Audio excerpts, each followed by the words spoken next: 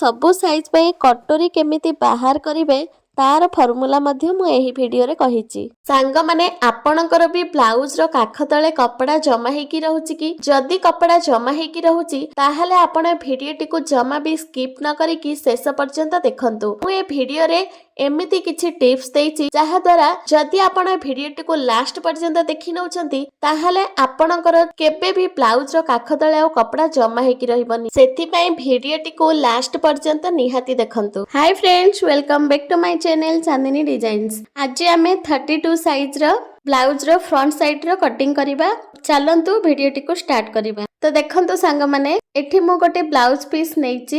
एथिरे आपण देखि पारुथिबे जे हमर बैक साइड रे डिजाइन अछि आ हाथ रे मध्ये डिजाइन अछि। ए साइड रे पाइपिंग भी देइची। तो ए ब्लाउज पीस नै आमे एबे अस्त्र कपड़ा रे फ्रंट साइड रो कटिंग करिबा। हमर पार्ट 1 पार्ट 2 पार्ट 3 पार्ट 4 हेकी ए ब्लाउज रो कटिंग वीडियो आसीबो।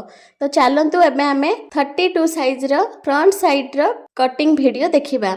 तो प्रथमे आमे कपड़ा टिकु डबल फोल्ड करिबा। आमे एमती लंबरे मापिकी देखिबा। तो देखंतु हमर ए ऊपर साइड रो बैक साइड पई कपड़ा बाहरी गला आ तळ साइड रे जो कपड़ा अछि सेटा हमर फ्रंट साइड पई बाहरी गला। आ जो सामना रे अछि सेठे आमे कटोरी बाहर करिबा आ हाथ बाहर करिबा। एबे आमे ब्लाउज रो चौड़ा हिसाब रे कपड़ा को मापिकी मार्क करनबा। तापर आमे कपड़ा टिको साइज हिसाब रे फोल्ड करिकि रखिनबा। एमिति करिबा द्वारा ना हमर कपड़ा टी नष्ट हबनी। कम कपड़ा रे ही आमे बहुत भलो भाबरे ब्लाउज रो कटिंग करि परिबा। तो देखंतु मो साइज हिसाब रे कपड़ा टी को फोल्ड करि देइछि। एबे आमे प्रथमे तळ साइड रो कपड़ा टी को सीधा करिबा पई गोटे लाइन टानिबा। एई लाइन थारु ऊपर को आमे आधा इंच रे गोटे मार्क करिबा आ ए लाइन टे को सीधा करि नबा। एबे एई ऊपर लाइन थारु ऊपर को आमे पूरा ब्लाउज रो लंबाटा नबा। ब्लाउज रो पूरा लंबा हमर अछि 14 इंच। 14 इंच रे आमे 1.5 इंच प्लस करिबा। ता हमर हबो 15 इंच अधे। तो 15 इंच अधे रे गोटे मार्कर नबा। तापरे फोल्ड साइड रो आमे हाफ इंच रे मार्क करिबा। एटा हमर आई हुक पट्टी पई जिवो।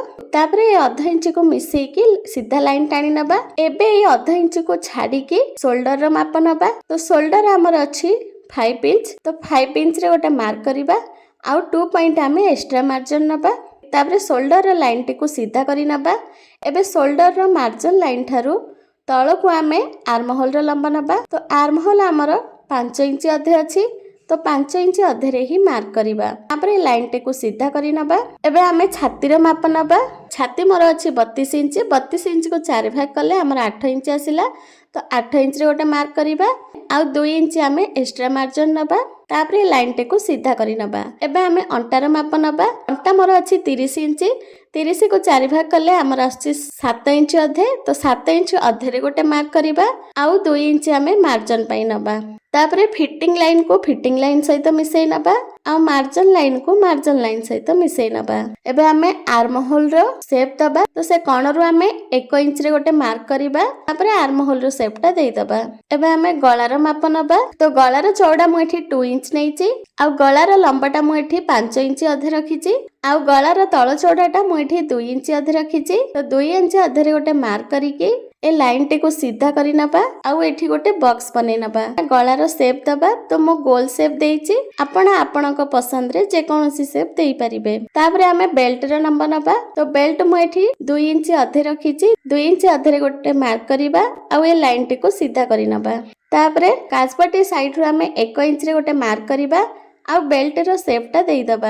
एबे आमे कटोरी रो शेप दबा। तो सेति में गळा रो ऊपर को आमे 1 इंच रे गोटे मार्क करिबा आ आर्म होल रो कोण ठारू भितर को आमे 2 इंच अधे रे गोटे मार्क करिबा। आ सबु साइज पई कटोरी केमिति बाहर करिवे तार गोटे फार्मूला कहूची सुनंतु। ए हुक पट्टी रो लाइन ठारू फिटिंग लाइन पर्यंत जेतिकी भी आसीबो ताको 3 भाग करि नेबे। गोटे भाग आपण साइड पीस पई छाडिबे आ 2 भाग आपण कटोरी पई नेबे। तो मु एठी कटोरी रो चौड़ाटा 5 इंच रखिची। तो 5 इंच रे मार्क करिबा आ बेल्ट पाखरु मध्ये 5 इंच रे मार्क करिबा। तापरे आमे कटोरी रो शेपटा देई दबा। एई भली भाबरे सबु साइज पई आपण कटोरी बाहर करि परिबे। आपणकर आर्म होल साइड रे फुगा हेकी कपड़ाटा पूरा जमा हेकी रहउची ना। तो सेटा केमती जमा हेकी न आसीबो सेति पई हम गोटे फार्मूला टे देखौची। देखंतु कांध साइड रो 2 पॉइंट डाउन करिकि शोल्डर रो लाइनटा देई दबा। तापरे हाफ इंच रे गोटे मार्क करिबा। प्रथमे शोल्डर रो जो आधा इंच मार्जिन अछि से आधा इंच रे मार्जिन को ମାର୍କ କରିକି ଲାଇନ୍ ଟାଣି ନବା। ସୋଲ୍ଡର ମାର୍ଜିନ ଲାଇନ୍ ଠାରୁ ଆମେ ଆର୍ମ ହୋଲ ର ଗୁଲାଇଟା ମାପିବା। ଯେତିକି ବି ଆମର ଆର୍ମ ହୋଲ ର ପୁରା ଗୁଲାଇଟା ଥିବ ନା ତାର ଅଧା ଆସିବା ଦରକାର। ଯେମିତି କି ମୁଁ ଏଠି ନାପିଲି ତ ମୋର ଆସୁନି, ତ ମୋର ପୁରା ଗୁଲାଇଟା 18 ଇଞ୍ଚ ଅଛି ତ 9 ଇଞ୍ଚ ଆସିବା ଦରକାର, କିନ୍ତୁ ଏଠି ମୋର 8 ଇଞ୍ଚ ଆସିଲା। ତ ପୁଣି ଥରେ ଆମେ ମାପିବା। ତ ଦେଖନ୍ତୁ ଏବେ ଆମର 8 ଇଞ୍ଚ ଅଧେ ଆସିଲା, ଏଇଟା ବି ହବନି। ତ ପୁଣି ଥରେ ଆମେ ମାପିବା। 2 ପଏଣ୍ଟ ଆମେ ତଳକୁ ମାର୍କ କରିକି ଯିବା। ଯୋଉଠି ଆମର 9 ଇଞ୍ଚ ଆସିଯିବ ସେଇଠି ଆମେ ଆର୍ମ ହୋଲର ସେପ୍ଟା ଦବା। ତ ଦେଖନ୍ତୁ ତଳ ସାଇଡରୁ ମୁଁ ପୁଣି ଗୋଟେ ମାର୍କ କରିଛି। ଏବେ ଆମେ ଏଇଠୁ ମାପିବା, ସେଇ ମାର୍ଜିନ ଲାଇନ୍ ଠାରୁ ଆମେ ପୁରା ଆର୍ମ ହୋଲକୁ ମାପିବା। ତ ଦେଖନ୍ତୁ ତଳ ସାଇଡରୁ ମୁଁ ପୁଣି ଗୋଟେ ମାର୍କ କରିଛି। ଏବେ ଆମେ ଏଇଠୁ ମାପିକି ଦେଖିବା। ଦେଖନ୍ତୁ ଏଇଠି ବି ଆମର 9 ଇଞ୍ଚ ଅଧେ ହେଇଗଲା, ମାନେ ବେଶୀ ହେଇଗଲା। ତ ଏଇଟା ବି ଆମର ହବନି। ତାର ଯୋଉ ଉପର ଲାଇନଟା ଅଛି ସେଠି ଆମର ପରଫେକ୍ଟ 9 ଇଞ୍ଚ ଆସୁଛି। ତ ଦେଖନ୍ତୁ ଆମର ପୁରା ପରଫେକ୍ଟ 9 ଇଞ୍ଚ ଆସିଗଲା। ତ ପୁଣି ମୁଁ ମାପିକି ଦେଖେଇ ଦଉଛି। ଦେଖନ୍ତୁ ତ ମୋର ଏଠି 18 ଇଞ୍ଚ ଥିଲା, ସେଥିପାଇଁ ମୁଁ 9 ଇଞ୍ଚ ନେଲି।